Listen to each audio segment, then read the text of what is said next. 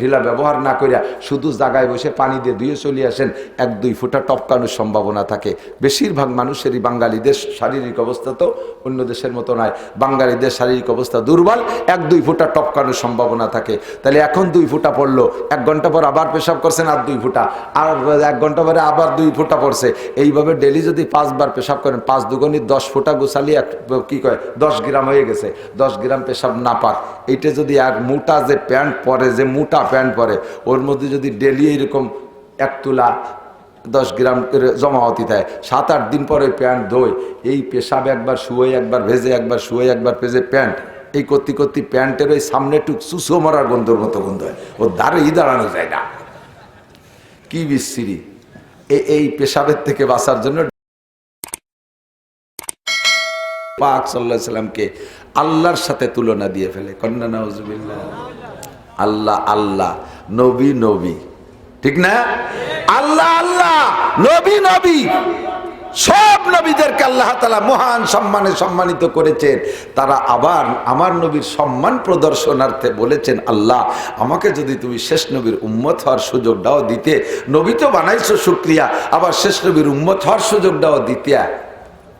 আল্লাহ পাক কোন নবীর এই দাবি কবুল করেন নাই। অবশেষে একজন নবী যাকে আল্লাহ তাআলা বাপ ছাড়া পাঠাইছে, এরা নাইছে নোটক বাটুসকুত। আল্লাহু আকবার।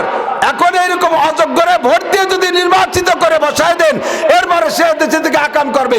আপনি কাবা ঘরের মধ্যে বসে যদি মুনাজাত করেন, এই জায়গা থেকে যত অন্যায় করবে সমস্ত অন্যায়ের গুনাহ আপনি কাবা ঘরের মধ্যে বসেও পাবেন। সাবধান, সতর্ক, ভোট কারে দেবেন, সবই ওই রকম দেবো কারে। এবার ওর মধ্যে তেলুটাই আর বাইতুটাই ভাগ করিয়ে তেলুটাই ডাকি নেন, নাকি না? বাইতুটাই বোঝেন তো, যেগুলো ভালোটাকে ওরে আমাকে বাইতুটাই, আর যেগুলো যে মাথা মোটা পায়খানার মধ্যে থাকে ওরে তেলুটাই। সব এলোমেলো হয়ে গেছে, ভালো জায়গায় সমর্থন করতে হবে। কথা বলেন ঠিক না? আল্লাহ পাক আমার বাংলাদেশকে রক্ষা করুন, জোরে বলেন আমিন। আল্লাহ তাআলা আমাদের হেফাজত করে, বলেন আমিন। ও দোস্ত, লাকাদ কানা লাকুম ফি রাসূলিল্লাহি উসওয়াতুন হাসানা। আমার আপনার ভিতরে সুন্নত আনতে হবে, মুহাম্মদুর রাসূলুল্লাহ সাল্লাল্লাহু আলাইহি ওয়াসাল্লামের সুন্নত। রাজি আছেন ইনশাআল্লাহ? একটা সুন্নতের পর আমল করলে হাতে গুনে কয়টা সুন্নত করে দেব, আমল করবেন তো ইনশাআল্লাহ? রাতভর হাসায় কান্দায় বিভিন্ন রঙের রস করলাম, কিন্তু বাড়ি যে কি আমল করবেন তার কিছু নিয়ে যেতে হবে না? 1 নম্বরে আপনি একটু ওয়াদা করতে পারবেন, আমি আজ থেকে আর নামাজ কাজা করব না। দেখি একটু স্বেচ্ছায় কে কে নিয়ত করেন তো, নিয়ত করেন তো। আমি নামাজ পড়ার সিস্টেম নিয়ত শিখিয়ে দেবেন ইনশাআল্লাহ, নিয়ত শিখিয়ে দেবো ইনশাআল্লাহ। আল্লাহ এই হাতগুলোকে নামাজি বানায় দাও। আল্লাহ হাতওয়ালাকে কাবার গায়ে হাত দেওয়ার তৌফিক দাও। আল্লাহ হাতওয়ালাকে মরণকাল পর্যন্ত 5 ওয়াক্ত নামাজি বানায় দাও। আল্লাহ হাতওয়ালাকে মসজিদে নবাবিতে রসুলে পাকের রওজায় হাত দেওয়ার তৌফিক দাও। হাতওয়ালাদের মুখে তোমার হাতের খানা খাওয়াই দিও। হাতওয়ালাদের মুখে রসুলের হাতের হাউজে কাউসার পৌঁছাই দিও। মাশাআল্লাহ, আল্লাহ কবুল করুন। আর যারা দাড়ি কাটছেন তারা কি একটু নিয়ত করা যাবে? একটা মানে বুঝতে পারতেছি না, কয় যে হুজুর এত তাড়াতাড়ি, আমি কি বিরক্ত। অন্য তখন দাড়ি বাদ দেন, সময় এমনি রাত পানি বুড়ো হয়ে গেলি, যে সময় পাইয়ে যাবে না সেই সময় তো রাখাই লাগবে না। পাকা পর্যন্ত তুমি হায়াত পাবা কিনা তার গ্যারান্টি আছে নাকি? তামুতুনা কামা তাহিয়ান। এই যুবক আমার দিক শোন শোন শোন, এদিকে আয়, তোরে নিয়ে একসাথে নবী পাক সাল্লাল্লাহু আলাইহি ওয়াসাল্লামকে নিয়ে সাথে একসাথে যাতে জান্নাতে যাইতে পারি। আল্লাহ কবুল করুন, বলেন আমিন। তোমার এই জন্য সুসংবাদ দিচ্ছে, শোনালো কি? তামুতুনা কামা তাহিয়ান। যে চেহারায় তুমি বেঁচে আছো ওই চেহারায় তোমার মরণ হবে, আর যে চেহারায় মরণ হবে তুহশারুনা কামা তামুতুন।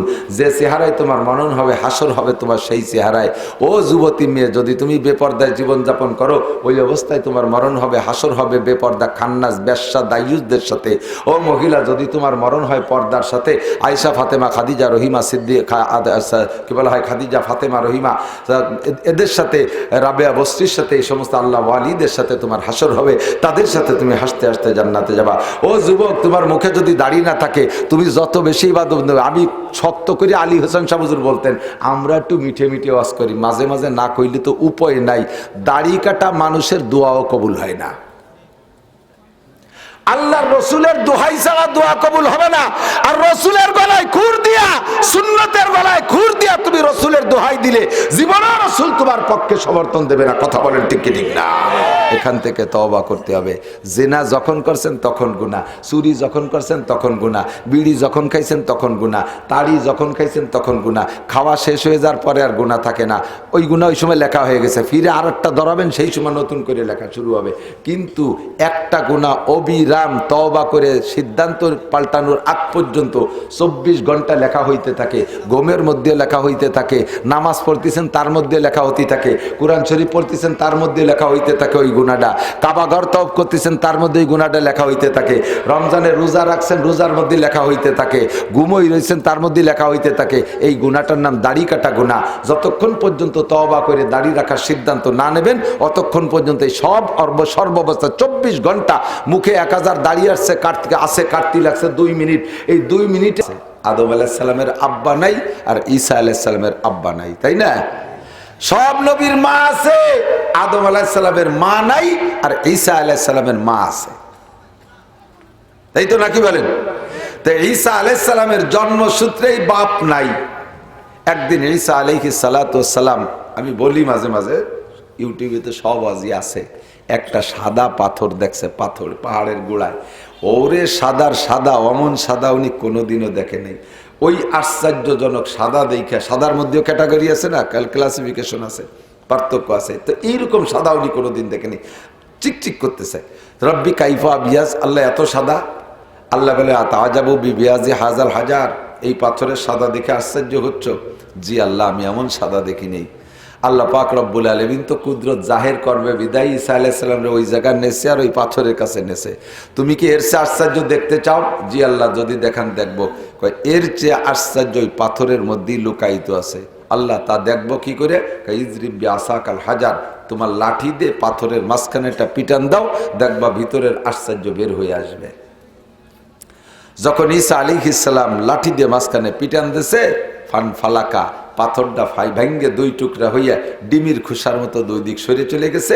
মাঝখানে যেমন স্বচ্ছ একটা কুসুম বেরোয় আসে, ওই রকম সাবুন একটা যুবক ইসাল্লি আলাল মুসাল্লা একটা জায়নামাজের উপরে দাঁড়িয়ে দাঁড়িয়ে নামাজ পড়তেছিল ওই পাথরের মধ্যে।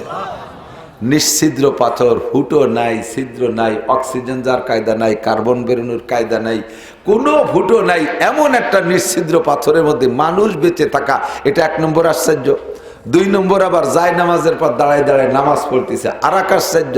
3 নম্বর দেখে জায় নামাজের সামনে আবার বেমৌসুমি আনসিজন কিছু ফল, 3 আশ্চর্য। উনি এই 3টে দেখিয়া তাক মেরে রয়েছে, তো সালাম ফিরানোর 1000 কবিরা গুনাহ, যে কয়টা দাড়ি সেই কয়টা কবিরা গুনাহ, একটা কবিরা গুনাহ 7000 বছর জাহান্নাম। 1000 দাড়ি থাকলে 1000 গুণ 7000 সমান সমান 7 লক্ষ। 7 লক্ষ বছর জাহান্নাম কামাই করছেন মাত্র 2 মিনিটে, আর 24 ঘন্টায় প্রত্যেক 2 মিনিটে এই দাড়ি সংখ্যা পরিমাণ গুনাহ লেখা হইতে আছে। ফামান শাহ ফাল্যুমিন, এ কথা কইছেন, ফমান শাহ ফাল্যুমিন ওমান শাহ ফাল্যুকুন। এবার দাড়ি রাখছেন, কিন্তু তা আবার পিঁয়াজের দাড়ির মতো খাইজুনিয়া, বগলও যেটুক লম্বা, দাড়িও সেটুক। আল্লাহর কিরে দাড়ি কয় না, এ বকুবাজি ছাড়া আর কিছু না। এরকম দাড়ি রে আমার মুরব্বীরা অনেক শক্ত ভাষায় কইতেন, আমি আর সেত খানিক কইলাম না। এ দাড়ি না, এ দাড়ি না। বহুত আমলিগির লোকও মাঝে মাঝে এই সাইজের দাড়ির কারণে মার খায়, কারণ এই ছোট ছোট দাড়ি দিয়ে মনে হচ্ছে যে অন্য দল, তাই তোর মনে হইলে ধুমা বাড়িটা আর আমি ছাত্রলীগের কথা লিখতে পারি, পরে আগে বাড়োই নেই। তুই দাড়ি দিয়ে তো দাড়িতে করছে, তুই কোন দল? সাবধান। দুনিয়ায় যদি এই দাড়ির কারণে আমলিগিরাতের বাড়ি থাকে বাঁচতে পারলে না, ফেরেশতাকে বাড়ির থেকে বাঁচতে পারবে না। ওই দাড়িতে তোমার বাড়ি ঠেয়াতে পারবে না, ওই দাড়িতে বাড়ি ঠেয়াতে পারবে না। যেই দাড়িতে বাড়ি ঠেয়াবে সে দাড়িটা বড় হতে হবে, কথা বল না কা? এদিক তাকান রে ভাই, দাড়ি হলো, এই দাড়ি হলো সুন্নত না? প্রত্যেকটা সুন্নত হলো ইমানের বেড়া। বিশেষ করে দাড়ি, টুপি, জুব্বা, সুন্নতি জামা, এই 3টে জিনিস ইমানের 1 নম্বর বেড়া। কথা বল। ইমানের বেড়া মানে কি? একবার যদি দাড়ি রাখেন, বড় দাড়ি রেখে ফেলেন, তখন চোখ কন্ট্রোল হবে, হাত কন্ট্রোল হবে, জবান কন্ট্রোল হবে। অকথ্য ভাষায় গালি দিতে গেলে বিবেকে বাধা দেবে, এত বড় দাড়ি নিয়ে এরকম একটা কথা কিভাবে কই। খারাপ দিকে চোখ কন্ট্রোল হবে, এত বড় দাড়ি নিয়ে খারাপ দিকে কিভাবে তাকাই। হাত কন্ট্রোল হবে, এই দাড়ি নিয়ে খারাপ জায়গা হাত কিভাবে দেব। এই সব কিছু অঙ্গ প্রত্যঙ্গ কন্ট্রোল হবে। ইমানের বেড়া না? এখন ইমানের বেড়া, এই খেতে যে বেড়া দেন আপনারা, ফসল ঠেয়ানোর জন্য বেড়া দেয় না, এই বেড়া যদি এই নিচের থেকে এক টুক দেন, এই টাকনু সমান বেড়া দেন, ওতে কি মুরগির বাচ্চা ঠেয়ানো যাবে? তাহলে কুড়ো পাই মুরগি টুরগি ঠেকানোর জন্য হাঁটু সমান বেড়া হলি আপাতত ঠেয়, তারপরেও পোল্ট্রি ঠেয়, কিন্তু গ্রাম্য পাবলিক মুরগি এবার শিয়ান আছে, ওরা উড়িয়ে যায়। তাহলে মুরগি ঠেকানোর জন্য ধরেন হাঁটু সমান, কিন্তু ছাগলে যাইয়া ডিঙ্গি খায়। ছাগল ঠেকাতে হলে মাজা সমান, মাজা সমান বেড়া দিলে ছাগল ঠেকে, বেড়ার মধ্যে ঢোকে না, কিন্তু গরুতি ডিঙ্গেই খায়। এবার কট্ঠুক বেড়া দিলি ছাগল গরু মুরগি কেউ ঢুকতে পারে না, বুক সমান, তাই না? তো ক্ষেতের ফসলটা ঠেকানোর জন্য, হাঁস মুরগি গরু ছাগলের ঠেকানোর জন্য নিচের বেড়া যেমন বুক সমান, ইমানকে বাঁচানোর জন্য, শয়তানের ছাগল মুরগি হাঁস গুঁড়ো ঠেকানোর জন্য দাড়ির সুন্নত উপরের থেকে বুক সমান, উপরের থেকে। ক্ষেতের ফসল ঠেকানোর বেড়া নিচের থেকে বুক সমান, আর ইমানের ক্ষেতের ফসল ঠেকানোর জন্য দাড়ির সুন্নাত, দাড়ির বেড়া উপরের থেকে বুক সমান।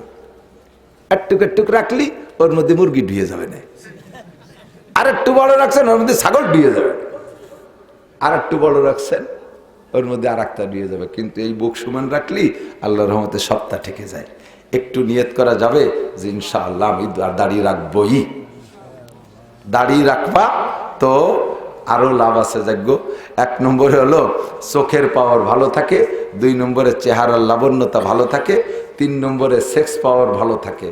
দাড়ির ভিতরে এই কয়েকটা গুণ আছে, বিজ্ঞানী গবেষক ডাক্তাররা আবিষ্কার করেছে। দাড়ি যত বেশি কাটবেন চোখের পাওয়ার তত তাড়াতাড়ি কমে যাবে। দাড়ি যত বেশি কাটবেন সেক্স পাওয়ারের উপর আঘাত করে।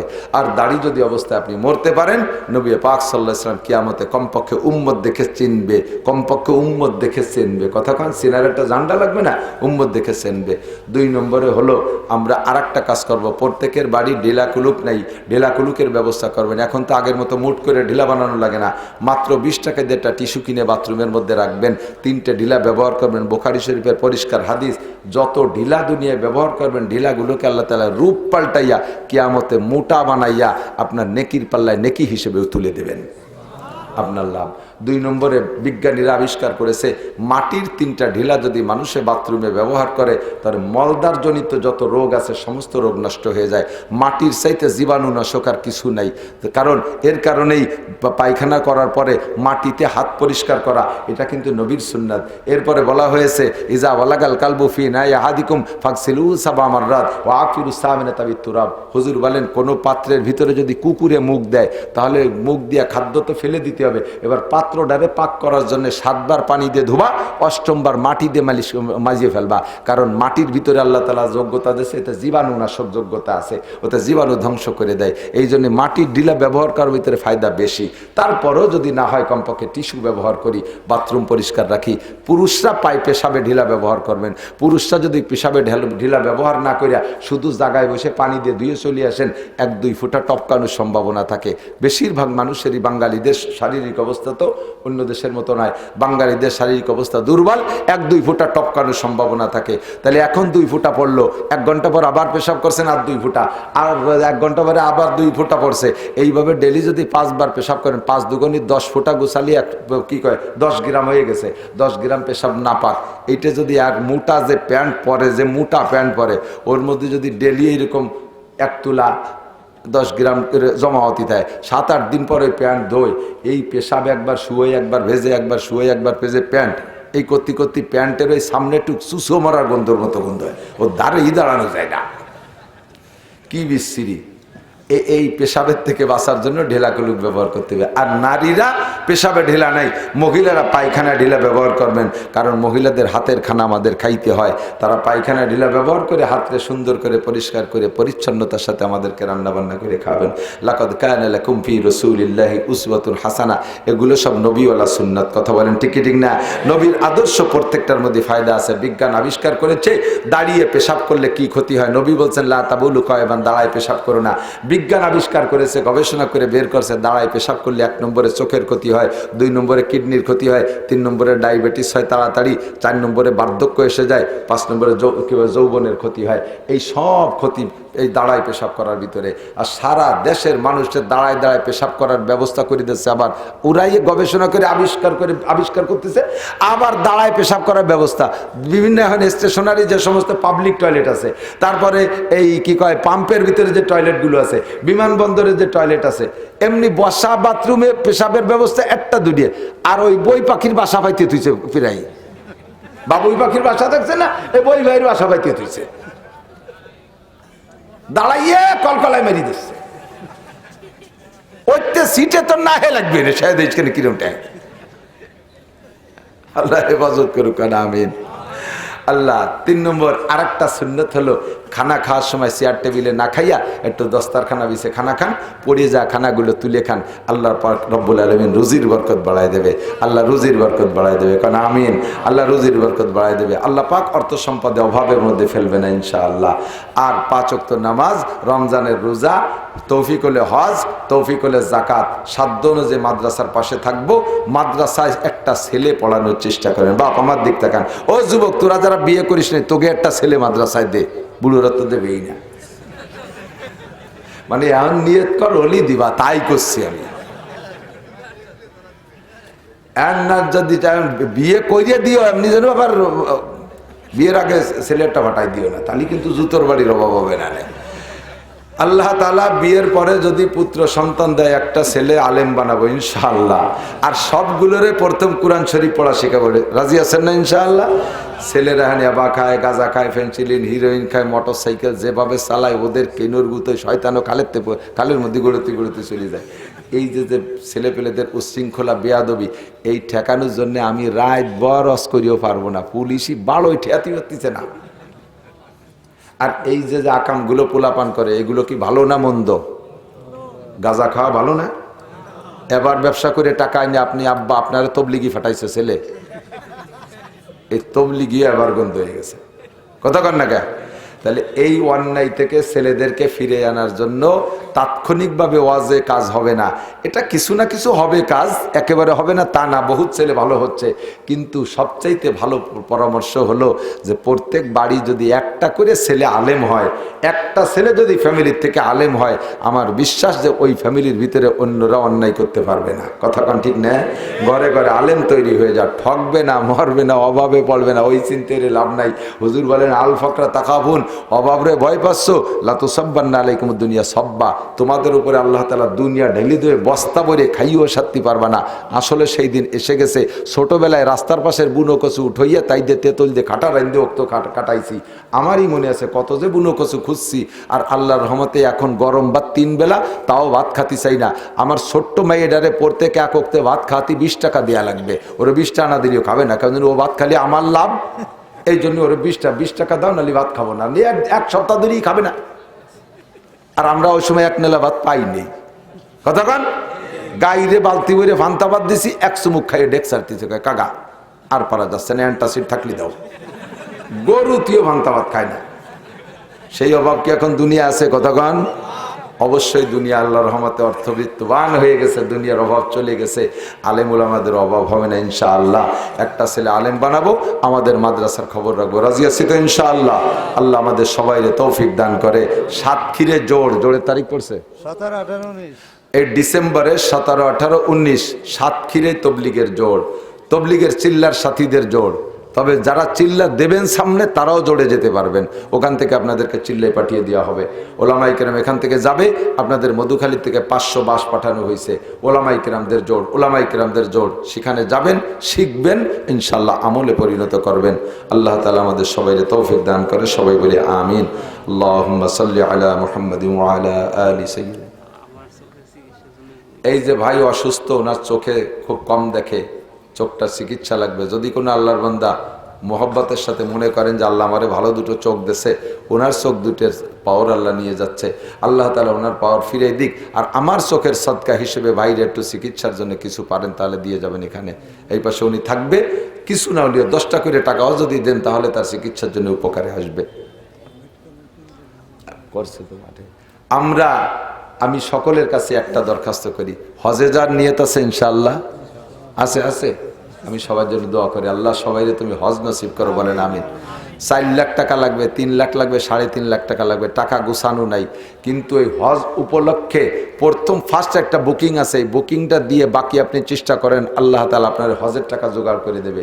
তো এই বুকিংটা এই মাদ্রাসার বিল্ডিংয়ের খেদমতের জন্য, যদি কাছে 100টা টাকা থাকে, 100 টাকা দিয়ে আপনি হজ বুকিংয়ে শরিক হয়ে যান, আমি আমার হাতে দেবেন, এই টাকা আমি নিয়ে যাব না, আপনাদের মাদ্রাসায় খরচ হবে, আপনার আবার ওটা কিন্তু ফেরত দেবো না কোনো দিন। হজ বুকিং আমি দোয়া করবো যে আল্লাহ 100 টাকার ওসিলায় বাকি টাকা জোগাড় করে দেয়, একটু কান্না আমিন। যদি কাছে থাকে 100 টাকা আছে ইনশাআল্লাহ, হজ বুকিংয়ে যাই যে ভাইয়া হজ বুকিংয়ে উনি হাজির সাহেব, তারপরে 100 টাকা দিয়েছে আলহামদুলিল্লাহ। এই ছাত্ররা একটু ভিতরে যাও, ছাত্ররা ভিতরে যাও, হজ বুকিংয়ে যদি 100 টাকা থাকে 100, 50 টাকা থাকলে 50, 10 টাকা থাকলে হজ বুকিংয়ে 10 টাকা। তবে 100 টাকা আলাদা যারা আছেন, যদি অলসতা ভাঙ্গে একটু উঠে আসেন যে আমার সাথে একটু সাক্ষাৎ করে যাবেন, 100 টাকা হজ বুকিংয়ে 100 টাকা, আল্লাহ বাকি টাকার জোগাড় করে দাও। দেখো তোমার পাগলরা কিভাবে হজের জন্য লোভ করতেছে, আল্লাহ 100 টাকা, আল্লাহ হজ বুকিংয়ে জমা দিলে 100 টাকা, বাকি যাদের 100 টাকা নাই, 10, 20, 50 টাকা তারা ওই রুমাল যাচ্ছে তার মধ্যে দিয়ে দেবেন। আল্লাহ তাআলা কবুল করো, আল্লাহ হজ বুকিংয়ের 100 টাকা তুমি কবুল করে নাও। মাশাআল্লাহ, এই যে 200 টাকা দিচ্ছে, আল্লাহ তুমি কবুল করো,